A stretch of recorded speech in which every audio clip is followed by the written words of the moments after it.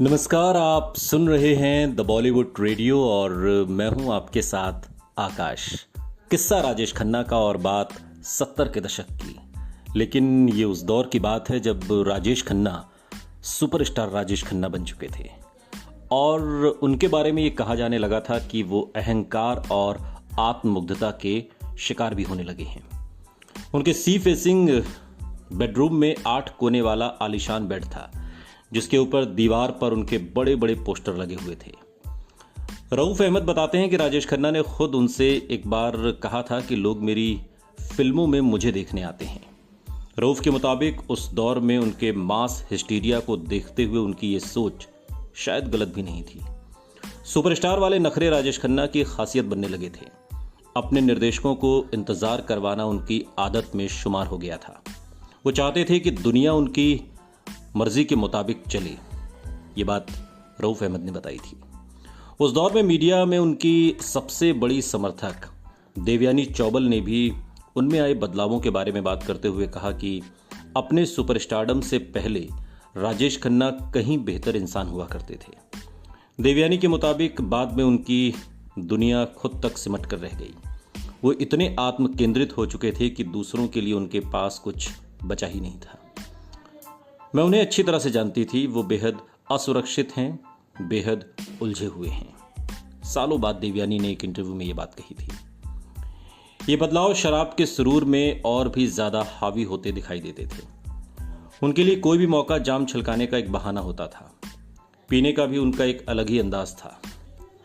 एक डायरेक्टर जो आशीर्वाद की कई महफिलों का हिस्सा रहे, वो बात के दिनों में बताते हैं कि रेड लेबल स्कॉच उनकी फेवरेट हुआ करती थी।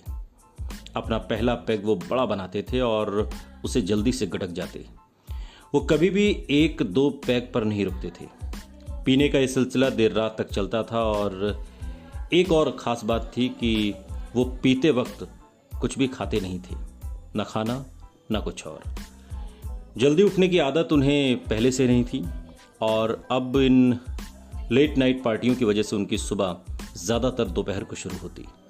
राजेश खन्ना को उनके थिएटर के दिनों से जानने वाले पत्रकार अली पीटर जॉन कहते हैं कि उनकी फिल्मों की शूटिंग अक्सर सुबह जल्दी भी होती थी, मगर राजेश खन्ना का दिन दोपहर 3 बजे शुरू होता था। लेकिन वो बहुत अच्छे एक्टर थे। आप उन्हें डायलॉग 2 या वो पूरे दिन का काम कुछ ही घंटों में निपटा देते थे, तो कोई शिकायत नहीं कर सकता था कि उनकी लेट लतीफ़ी से उन्हें नुकसान हो रहा है। सवाल यह है कि ऐसा बर्ताव हर बड़े स्टार का नहीं होता? फिर हमेशा राजेश खन्ना के बारे में ही ऐसी नेगेटिव बातें क्यों लिखी गई? वरिष्ठ फिल्म पत्रकार और फिल्म निर्देशक खालिद मोहम्मद राजेश खन्ना के बर्ताव को असामान्य नहीं बताते। अपने एक इंटरव्यू में उन्होंने कहा कि हम सब ने सुना है कि सफलता ने उनका दिमाग खराब कर दिया था, उनका रवैया भी खराब था, लेकिन मुझे लगता है कि ऐसा हर सुपरस्टार के साथ होता है। उन्होंने बस इसे ज़्यादा जाहिर कर दिया। राज कपूर और देवानंद ने खुद को संभाले रखा, लेकिन राजेश खन्ना के चमचों की मंडली ने उन्हें बहुत नुकसान पहुंचाया। लेकिन फिर भी ये असामान्य नहीं था। निर्माता निर्देशक जे ओम प्रकाश बताते हैं कि काका की प्रॉब्लम ये थी कि वो एक्सट्रोवर्ट नहीं थे, बहिर्मुखी नहीं थे। वो बहुत कम बोलते थे और अपने आसपास के लोगों को लेकर बहुत शक करते थे। फिल्मों का कामयाबी का सिलसिला लगातार जारी था और यही वजह थी कि राजेश खन्ना मीडिया के सबसे पसंदीदा विषय थे। राजेश खन्ना की छींक भी खबर थी। जैसे जैसे उनके टाइम मैनेजमेंट और अहम से जुड़ी बातें बढ़ी, उनके बारे में फिल्म मीडिया में रिपोर्ट्स लगातार नेगेटिव होती गई और ऐसा आमतौर पर हर कामयाब शख्सियत के साथ होता है।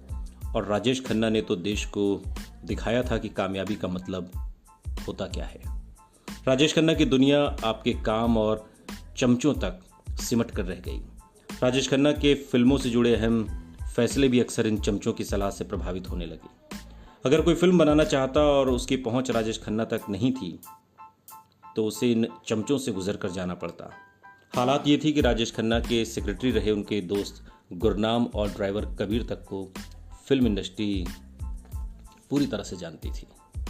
यह हाल राजेश खन्ना की महफिलों का था।